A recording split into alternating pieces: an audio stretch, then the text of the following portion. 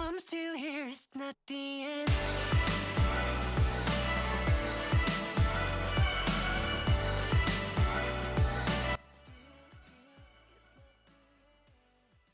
To think about brutalism is to think about concrete.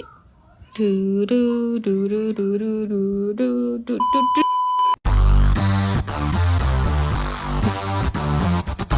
Brutalism wasn't a movement exactly, but it was a term applied to the architectural style of exposed rough and large modernist block from which started in 1950s and flourished in the ensuing 20 years.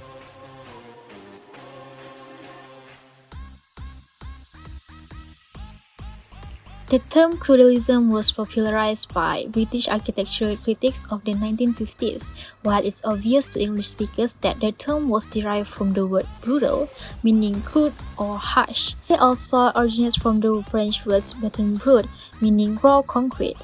Of course, not all concrete buildings are brutalist, and in fact, not all brutalists are necessarily made of concrete. But a defining principle of brutalism is an overfocus on material itself and attention to the sculptural form. But brutalism is not just aesthetics, it's also a philosophy. The first brutalist building, the first one generally agreed as brutalist, is Unite the Habitation, Marseille by Le Corbusier. It's a huge concrete frame, concrete facade, concrete structure. It has a lot is columns, which lifts the whole structure off the ground, and it has an amazing structural roof. It's not a pretty building, but it's an incredibly simple, powerful image. Anyone can draw it having seen it for a moment. Monumentality has nothing to do with Roman, Greek, or any other style or tradition.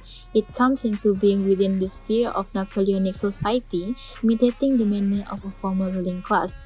Napoleon represents the type that gave to the 19th century its form, the self-made man who became inwardly uncertain. Neither radio nor television can replace personal contact, which alone can develop community life. All this is easily recognizable, but accusations alone do not help. We have to ask, what can be done? The question as to how to keep the people from going further astray cannot easily be solved. Only complete frankness will be of any use. Frankness toward both sides, toward those who have to recreate the lost sense for monumentality, and toward those who will profit by it. In short, toward artists on the one hand and patrons on the other.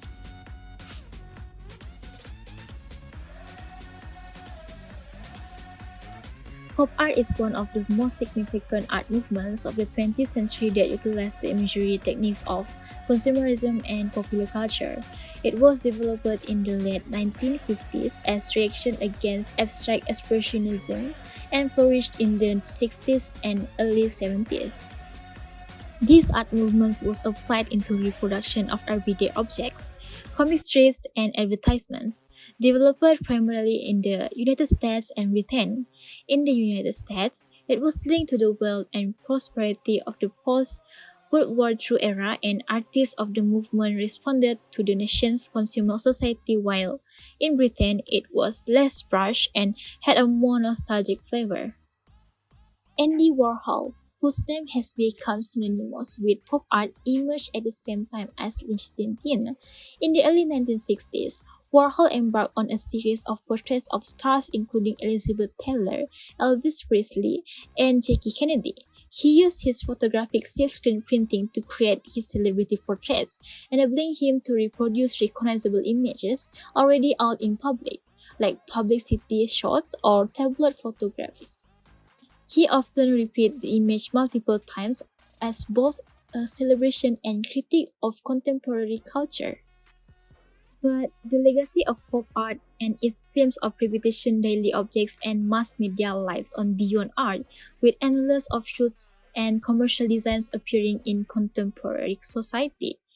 Is this the greatest sign of their success that they took from popular culture to create art, and now the art they created has been reclaimed by popular culture once more?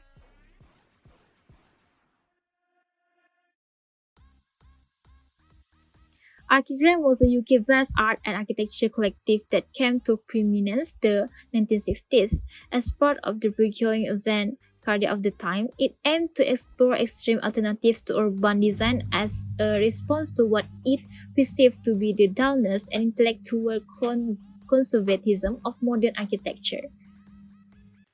Archigram was formed in London in 1961 by six young architects, which named Warren Child, Peter Cook, Dennis Crompton, David Green, Ron Heron, and Michael Webb. Virtually all of their plans and ideas remain unrealized, freeing them to explore unorthodox and outlandish ideas which they often published in their Archigram magazine. They were defined less by a specific set of principles than by an optimistic spirit that corresponded to the prevailing mode of the 1960s, looking to shake off outdated ideas and conventions. They were inspired by technocratic ideas of Buckminster Fuller as well as the American Beat movement and pop art. One of Archigram's most famous ideas was the plug-in city, which Peter Cook designed in 1964. This assured the orthodox assumption that buildings should be fixed in place, instead proposing a permanent infrastructural scaffold capable of supporting crane-mounted modular living units that could be moved around or plugged in as desired by the occupants. Archigram eventually dissolved in 1974 as its members left to pursue new interests. Actual, realized projects consisted of a playground in Milton Keynes, an exhibition at the Commonwealth Institute in London, and a swimming pool for Rod Stewart. Despite this lack of buildings, Archigram's influence was considerable, inspiring major works such as Richard Rogers and Réseau Piano Centre Pompidou, the Lord of London Building, and the work of Rem Koolhaas.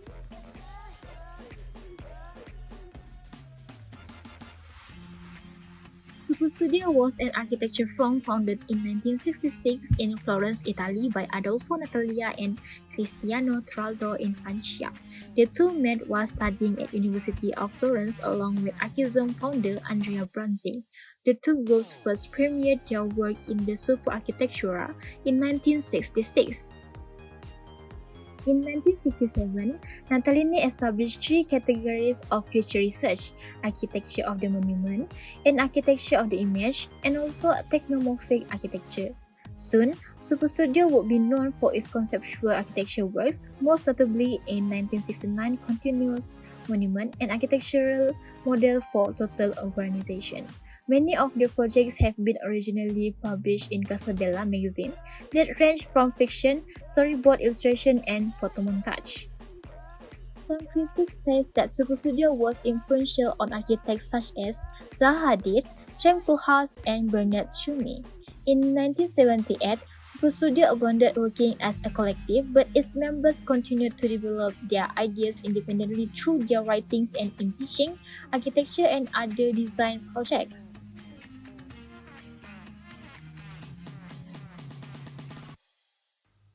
Metabolism was a form of radical architecture that developed in Japan during the 1960s, presented with the opportunities of post-war rebuilding as a result of the devastation caused by the 1945 atomic bombs.